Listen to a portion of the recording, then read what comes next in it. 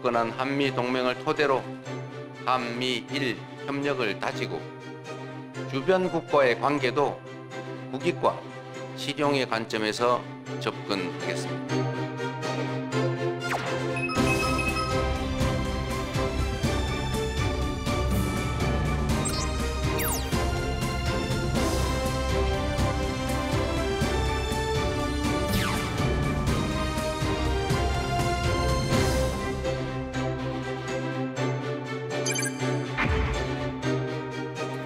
이재명 대통령이 취임 이후 외국 정상들과 전화 통화를 하고 있습니다.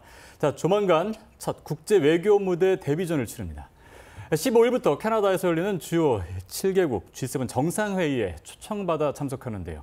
정상 외교가 복원됩니다. 이재명 대통령은 G7 정상회의에서 트럼프 미국 대통령과 만날 가능성이 큰 상황입니다. 풀어야 할 과제가 적지 않은데요. 서울 스튜디오 연결해 자세한 내용 알아보겠습니다. 신경은 앵커. 네, 대담 이어가겠습니다. 이재명 대통령의 첫 정상 외교가 될 G7 정상회의를 미리 전망해봅니다. 민정훈 국립외교원 북미유럽연구부 교수와 자세하게 짚어보겠습니다. 안녕하십니까? 네, 안녕하세요. 네. 자, 취임 열흘이 지난 시점인데요. 이재명 대통령이 G7 정상회의에 참석합니다. 정상외교 무대에 본격적으로 데뷔전을 치르게 되는 건데 어떤 의미가 있을까요? 크게 두 가지 정도로 의미를 찾아볼 수가 있겠는데요. 첫 번째는 많이 보도가 된 것처럼 우리 정치가 탄핵 사태로, 계엄 사태로 인해 가지고 한 6개월 동안 공백기가 있었지 않습니까? 네. 그래서 우리의 국정 리더십이 공백이 생겼고, 특히 외교안보 리더십에 공백이 생겼기 때문에 이러한 대외 정책에 있어서 차질이 불가피했습니다. 그렇기 때문에 우리의 신정부가 들어왔고, 이 신정부 하에서 대외 정책, 외교안보의 컨트롤 타워가 이제 복귀하고 정상화됐다는 걸 전 세계에 알릴 그런 계기가 필요하거든요. 마침 G7 정상회의가 이제 15월 17일 캐나다에서 개최가 되기 때문에 사실 취임한 지 얼마 안 됐음에도 불구하고 그러한 정상화된 모습을 전 세계에 보여주기 위해서 G7 정상회의에 참석하기로 우리 대통령실에서 결정을 한 걸로 알고 있습니다. 그렇기 때문에 이번 G7 정상회의에서 서방 7개 국가의 주요 국가 정상들과 우리 대통령께서 이제 조화하시는 모습, 그래서 어깨를 나란히 하면서 이제 대한민국이 다시 국제 무대에 돌아왔다는 것을 전 세계에 보여주는 그러한 중대한 의미가 있을 것 같고요. 이와 더불어서 이제는 리더십의 공백 때문에 한국이 어떤 국제 무대의 주요 국가로서 핵심적인 역할을 해줘야 되는데 그 부분에서도 공백이 불가피했습니다. 그리고 G7 정상회의 같은 경우는 이게 1970년대 경제 이슈로 출발했지만 그 이후에 이제 주요 외교안보, 경제통상 주요한 국제 무대의 국제사회 현안을 다루는 그런 중요한 다자 회의이기 때문에 올해도 마찬가지로 뭐 지역사회와 전 세계를 보호한다든지 에너지 안보, 그다음에 디지털 전환, 미래 파트너십 확보, 그리고 우크라이나 등 분쟁 지역에 대해서 평화를 회복하는 걸 지원하는 이런 다양한 이슈가 논의가 될 예정입니다. 그렇기 때문에 이제 그 글로벌 선도 국가로서의 위상을 확립하고자 하는 대한민국 이재명 정부에서는 이러한 주요 현안들에 대해서 우리가 기여할 수 있는 역할과 책임에 대해서 이제 전 세계에 확인해주는 그러한 작업이 필요합니다. 특히 어떤 실질적인 부분이라 할 수 있겠죠. 첨단 기술, 경제, 개발 협력 이러한 부분에서 우리가 주도적인 역할을 할 수 있기 때문에 그러한 측면에서 특히 말씀드린 것처럼 에너지 안보라든지 디지털 전환, 미래 파트너십 이런 부분은 아무래도 미래의 먹거리라고 할 수 있는 첨단 기술, 핵심 분야를 중심으로 해서 주요 국가들이 이제 협력이 필요하고요. 그 부분에 대해서 한국도 반드시 협력에 참여하고 이끌어가야 됩니다. 그런 측면에서 이러한 다자회의 계기를 통해 가지고 우리 대한민국이 어떠한 역할과 기여를 해줄 것인가를 다시 한번 확인하고 이제 주요국들과 협력을 증대하는 계기를 만드는 이런 부분이기 때문에 정상 간의 상견례뿐만 아니라 그걸 통해서 정상외교가 돌아왔다는 걸 보여주는 것뿐만 아니라 실질적으로 우리 국익을 담보하기 위해서 실질적 부분에서 주요 국가들과의 협력을 증대하는 계기를 만드는 그런 의미가 있기 때문에 이번 정상회의 참여가 상당한 외교 안보적으로는 의미를 가지고 있다 이렇게 보고 있습니다. 네, 굉장히 중요한 의미를 갖는 다자 외교의 장인 만큼 대통령실도 제대로 준비를 하고 있다. 이렇게 브리핑에서 밝힌 바도 있는데 사실 시간이 물리적으로 많지 않습니다. 그런 만큼 좀 발빠르게 준비에 착수한 모습이죠. 그렇습니다. 대통령실이 굉장히 바쁘실 거예요. 네. 아무래도 말씀해 주신 것처럼 우리가 인수위원회도 없이 이제 바로 정부가 출범을 했고, 그리고 이제 대통령실을 정비하고 이제 인선에 들어가야 되는데, 뭐 잘 아시는 것처럼 장차관 인선 같은 경우에는 국민 추천제를 네. 통해 가지고 역량이 있는 분을 모시겠다 이렇게 얘기를 했기 때문에 사실 그 뭐 총리 인준이라든지 이제 그 이어서 이제 그 장차관 인선을 하려면 시간이 오래 걸리잖아요. 네. 그럼에도 불구하고 G7 정상회의도 있고 하기 때문에 전 유성락 대사님을 안보실장님으로 이제 그 지명을 하고서 이제 발빠르게 준비에 들어갔습니다. 그런데 유성락 실장님 혼자서 하시기는 어렵잖아요. 그렇죠. 그렇기 때문에 장차관 인선제를 한다는 원칙을 좀 예외로 해서 이제 외교부 1, 2차관이라든지 이제 그 한미 간에 이제 관세 협의가 진행되니까 그거에 주무부처라고 쓴 기재부, 산업부 차관들은 임명을 하셨거든요. 이러한 그 인선을 통해 가지고 특히 이제 외교부에 관한 차관 두 분 인선을 통해 가지고 아무래도 이제 G7 정상회의를 준비하는데 박차를 가는 모습 이렇게 준비하고 있다 생각하고 있습니다. 네. 또 이재명 대통령이 앞서서 미국 그리고 일본 정상과 전화로는 상견례를 마쳤습니다. 통화에서 뭐 이른 시일 내에 만나자 이런 공감대가 형성된 것으로 전해졌는데 G7 정상회의에서 한미, 한일, 한미일 정상회담이 성사될 가능성 높을까요? 가능성이 꽤 크다고 봐야 될 것 네. 같아요. 그리고 우리 정부에서 상당히 그 노력을 하고 있는 걸로 알고 있습니다. 그래서 말씀해 준 것처럼 이제 우리 이재명 대통령께서 주요국 정상들과 통화를 순차적으로 하시지 않았습니까? 그래서 미국, 일본, 중국, 그리고 또 여타 주요한 베트남이라든지 호주 이렇게 해가지고 우리 국력이 투사되는 부분에 있어가지고 이제 우선순위를 부여해서 주요 국 정상들과 통화를 하셨어요. 그리고 가장 관심이 주목되는 부분은 이제 G7 정상회의에서 우리의 가장 중요한 외교 파트너라고 할 수 있는 미국과 일본 이 두 국가의 정상들과 실제로 조우할 수 있느냐 이 부분이거든요. 네. 일단 정상 간의 통화를 통해 가지고 이제 신뢰를 형성할 수 있는 토대를 만들었는데 외교라는 건 또 똑같습니다. 사회생활하고 똑같아서 서로 만나서 악수도 하고 이제 아이 컨택을 하면서 이런저런 얘기를 하고 이렇게 서로 만나는 시간이 길어져야 어떤 그 형식적인 얘기가 아니라 이제 속내도 얘기하고 그 정도 좀 가꿔줘야 되는 거거든요. 그래서 외교 무대에서 같이 만나서 악수하고 밥 먹고 이런 것이 상당히 의미가 있다. 이렇게 네. 평가를 받고 있기 때문에 이게 정상 외교도 예외는 아닌 거죠. 그렇기 때문에 우리 이재명 대통령께서 미국 트럼프 대통령, 일본 이시바 총리와 만나셔서 일단은 개인적으로 이제 그 서로 이제 교감을 나눌 수 있는 토대를 만드는 것이 상당히 중요할 거라고 생각하고 있습니다. 그리고 이 다자회의 계기로 그 열리게 되는 그 양자회담이기 때문에 시간이 굉장히 촉박해요. 이렇게 짧습니다. 30분 정도, 길어 1시간밖에 되지 않기 때문에 이 얘기는 상견례를 뛰어넘어서 주요 현안에 대해서 원칙적으로 확인하는 것 이상으로 양국 정상께서 논의하거나 이럴 준비가 그런 어렵다. 그렇기 때문에 다자회의 계기로 열리는 양자회담에서는 이전에 실무 협의를 통해 가지고 거의 어떤 의제에 대해서 입장을 다 조율한 다음에 정상들끼리 만나서서 덕담하시고 이제 그걸 확인하는 이런 절차인데 우리 정부가 출범한 지 2주도 안 됐기 때문에 네. 실무 협의가 제대로 되기는 어려웠을 거다 이렇게 생각을 하고 있기 때문에 말씀드린 것처럼 일단은 상견례를 하는 것 그리고 한미 한일 간의 갖고 있는 그런 주요 현안에 대해서 원칙적으로 함께 협력을 해나갑시다. 이러한 부분들 그리고 주요 의제에 대해서 미국이나 일본 정상 그리고 한국 이재명 대통령이 어떠한 입장을 갖고 있는가 원론적으로 교환하는 이런 자리가 되지 않을까 생각을 하고 있고요. 그렇기 때문에 양자회담을 하는 데 중점이 주어질 거고요. 그래서 한미일 그 회담은 열리기는 쉽지 않을 거다. 네. 그러나 과거에 볼 수 있는 것처럼 사진을 한번 같이 찍을 수 있지 않을까. 그래서 서로 덕담하시고 이제 모이셔서 한미일 정상이 사진 찍으시면서 이제 상견례도 하시고 신뢰를 돈독히 할 수 있는 이게 소다자 모임이잖아요. 이것도 한미일 3국이 계속 유지해 나가겠다는 상징성을 줄 수 있기 때문에 그러한 퍼포먼스는 가능하지 않을까 예상하고 있습니다. 네, 시간이 많지 않지만 우선 미국 정상과의 만남은 성사될 가능성이 높아 보이는데 아무래도 이 상하관세 관련 무역 협상에 시간이 많지 않은 상황입니다. 그래서 G7에서 한미 정상 간의 회담이 성사가 된다면 관련해서도 이런 논의가 좀 중요한 의제로 다뤄지겠죠?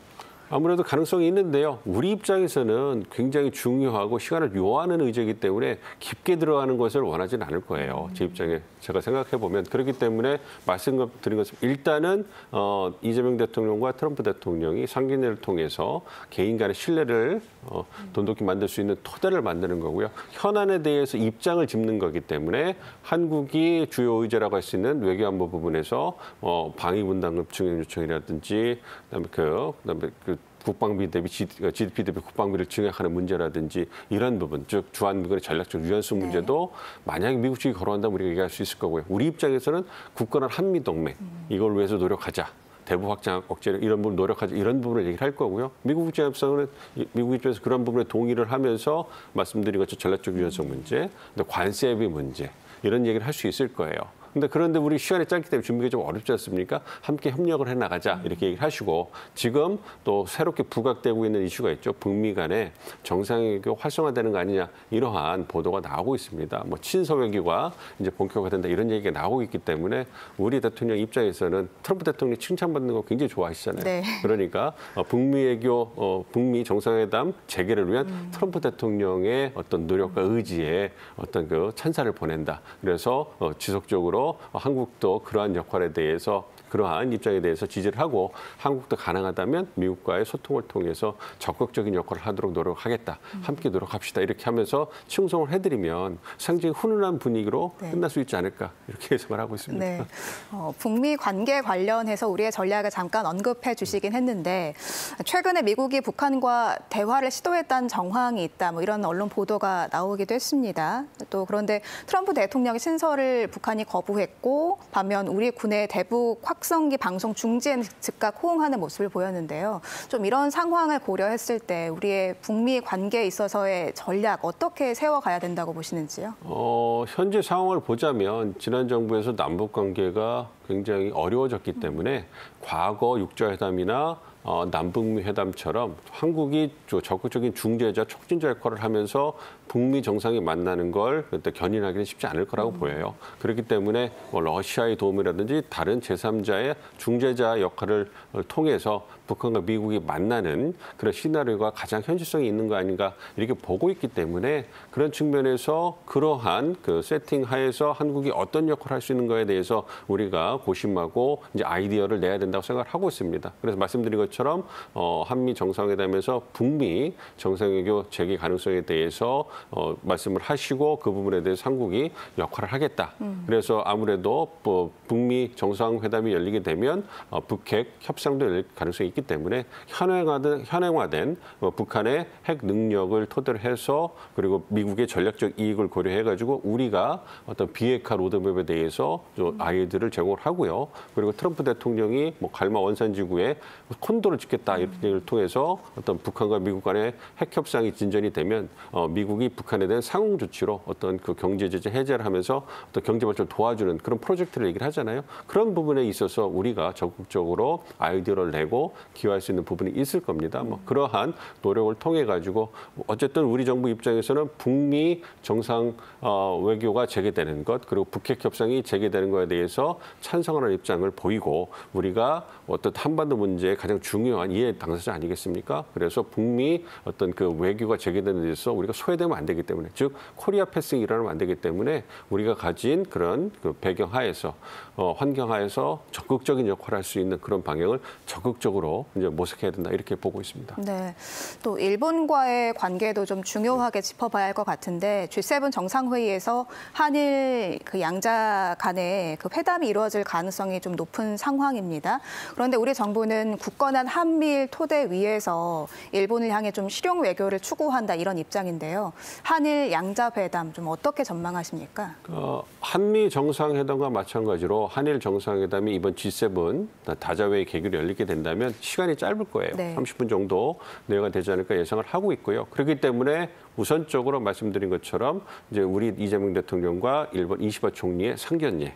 그래서 실질적으로 두 분이 직접 만나셔가지고 신뢰관계를 돈독할 수 있는 토대를 만들고 그리고 활짝 웃으시면서 사진을 찍고 환담을 나누시는 모습은 이거는 한국과 일본 국민들에게 한일 관계가 앞으로도 긍정될 수 있겠구나라는 정치적 메시지를 줄 수 있기 때문에 굉장히 중요합니다. 네. 그리고 이와 더불어서 이제 민감한 역사나 과거사 문제를 얘기할 이유는 없는 거죠. 우리 정부에서 투트랙 접근을 한다고 얘기를 했기 때문에 그것보다는 미래지향적으로 발전적으로 한일 관계를 일관되고 안정적으로 탄탄하게 유지가 날 수 있는 이슈들 있지 않습니까? 사회, 경제, 문화, 특히 이제 뭐 인적 교류라든지 그리고 그런 걸 위해서 우리가 셔틀 외교를 통해 가지고 한일 간에 지속적으로 소통을 하는 모습 이런 걸 보여주는 게 중요한 거죠. 그래서 그런 부분에 대해서 논의를 해서 긍정적으로 서로 윈윈할 수 있는 이런 부분의 의제를 다루는 것. 이와 더불어서 북한 문제 있지 않습니까? 네. 일본도 북한 문제를 굉장히 중요시하기 때문에 또 북한 납북자 문제가 있기 때문에 일본 정치권에서 항상 그 부분에 대해서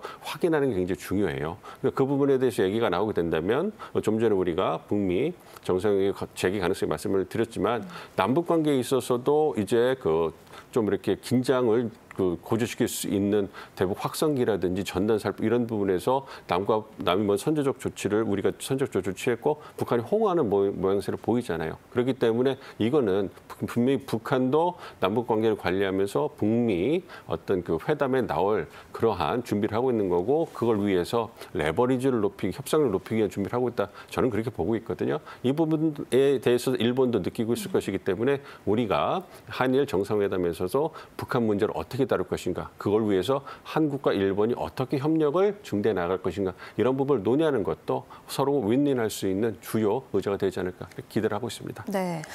그런데 우리로서는 좀 복잡한 국제 역학 구도도 감안해야 하는 상황인 것 같습니다. G7 정상회의에서는 수년 전부터 좀 중국을 견제하는 흐름이 이어지고 있는데 이번 G7 정상회의는 어떻게 분위기가 흘러갈 것으로 보시는지 또 우리의 전략은 어떤 게 좀 적합할까요? 그렇습니다. 뭐 장기화되는 두 개의 전쟁에 대한 해법이라든지 그다음 미래 먹거리 할 수 있는 첨단 기술 핵심 분야에서 주요 국가들이 협력하는 것. 이와 더불어서 말씀하신 것처럼 지역사회 전 세계를 보호하는 의제가 있는데요. 여기에 다른 국가의 간섭 및 국가가 범죄 대응. 요게 이제 우리가 좀 이렇게 좀 유의해야 되는 부분이에요. 다른 국가의 간섭. 이것이 중국이 공세적으로 영향력을 이제 아시아태평양, 인도태평양에서 확장하는 부분에 대해서 G7 국가들이 이제 경계하고 중국의 일방적인 현상 변경을 갖다가 견제하는 부분이거든요. 그 부분에서 우리는 아무래도 이제 한중 간의 관계가 있고 중국이 우리의 중요한 교역 파트너 그리고 한반도 문제의 주요 행위자이기 때문에 관계를 관리하는 게 필요합니다. 그렇기 때문에 지금까지 우리는 G7 정상회의에서도 옵저버 관찰자 역할로 들어갔어요. 그래서 공동성명에 우리가 서명을 올리거나 이름 올릴 필요가 없고 옆에서 같이 이제 지켜보면서 의견을 공유하는 이런 차원이거든요. 네. 그렇기 때문에 이번에도 어떤 그 중국 견제 부분에 있어서는 우리가 굳이 한중 관계를 개선하고 우리의 국익을 담보하기 위해서는 전략적 유연성을 유지하게 되기 때문에 이러한 움직임에는 신중한 모습을 보여줘야 된다. 그렇기 때문에 말씀드린 것처럼 원론적으로 어떤 영내에서의 평화 안정을 지키는 데는 우리도 공감을 하고 지지하고 적극 역할을 하겠다. 그러나 특정 국가를 주목해서 그 국가에 대해 견제를 하는 부분에서는 우리가 거리를 두는 이런 모습을 보여서 그러니까 첨단 기술 핵심 분야에서는 G7 정상인 국가들과 주요 국가가 협력을 하지만 이러한 뭔가 논란이 될 수 있고 좀 불안이 있고 야기될 수 이런 부분에 있어서는 좀 거리를 두는 실용적인 외교를 하는 게 필요하다고 보고 있습니다. 네, 좀 비슷한 맥락에서 질문을 하나 더 드리자면 이재명 정부 출범 후에 미국은 중국을 향해서 좀 우려하는 모습을 보이고 있고 또 중국 정부도 미국을 견제하는 모습이 이어지고 있거든요. 이런 상황에서 우리 정부가 이제 미중 사이에서 균형점을 찾는 게 제일 중요한 과제 중에 하나가 될 것 같네요. 그렇습니다. 그렇지만 과거와는 분명히 그러한 균형점, 미중 사이에서 우리가 포지션을 하는 데 있는 부분에 있어서 과거에 등거리 외교라든지 균형 외교 이런 게 적용될 시기는 분명히 지났습니다. 이재명 대통령께서 여러 번 말씀하신 것처럼 굳건한 한미 동맹을 토대로 한미일 협력을 강화하고 그 토대 위에서 주변 국가들과 실용적으로 외교를 펼쳐나가겠다고 얘기를 했지 않습니까?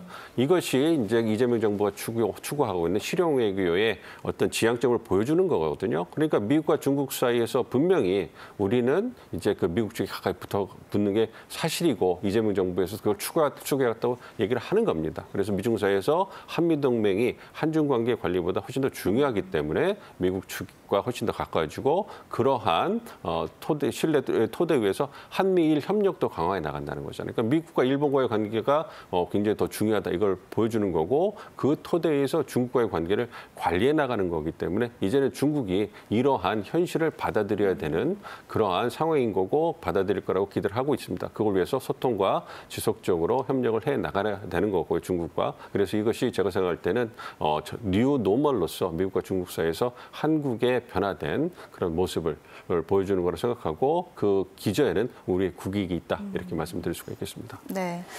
또 최근에 미국 내 전문가 그룹에서 한국과 호주를 G7 회원 그룹으로 이렇게 포함시켜야 한다 이런 주장이 나오기도 했는데 교수님께서 보시기에 그만큼 우리의 좀 국제적 위상이 높아진 증거라고 판단하시는지 궁금합니다. 그렇습니다. 우리 위상이 많이 높아졌죠. 이번 이재명 대통령 취임하고 환영사가 나오고 이럴 때도 미국과 중국에서 모두 한국을 자기적으로 끌어들이려는 이런 견제 메시지도 나오지 않았습니까? 그래서 그러한 부분도 한국의 어떤 높아진 전략적 중요성, 가치를 보여주는 거라고 생각을 하고 있고요.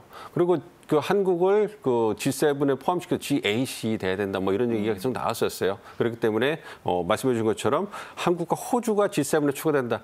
이 부분은 조금 의구심이 있습니다. 호주가 우리가 똑같은 동급으로 G9이 돼야 되나? 요거는 우리가 좀 훨씬 좀 높기 때문에 좀 그거를 좀 동등시하는 거에서는 조금 좀 신중하다 생각이 들고요. 대신에 이제 그 G7에 한국이 들어가는 부분에 대해서는 많은 그 G7 회원국들이 동조를 하고 있기 때문에 이런 부분은 우리 높아진 국제적 위상을 대변하는 데 굉장히 중요한 움직임이라고 보고 있기 때문에 이제 일본이 굉장히 좀 유보적인 모습을 보이는 게 사실입니다. 아시아 국가로 유일하게 G7에 들어가서 독보적인 지위를 누려왔기 때문에 그런 부분에서 우리가 한일 관계 안정적인 관리를 통해서 어떤 그러한 일본 쪽의 긍정적인 메시지를 끌어낸다면 머지않아 G8에 한국의 이름이 올라가는 것도 가능하지 않을까 이렇게 기대를 하고 있습니다.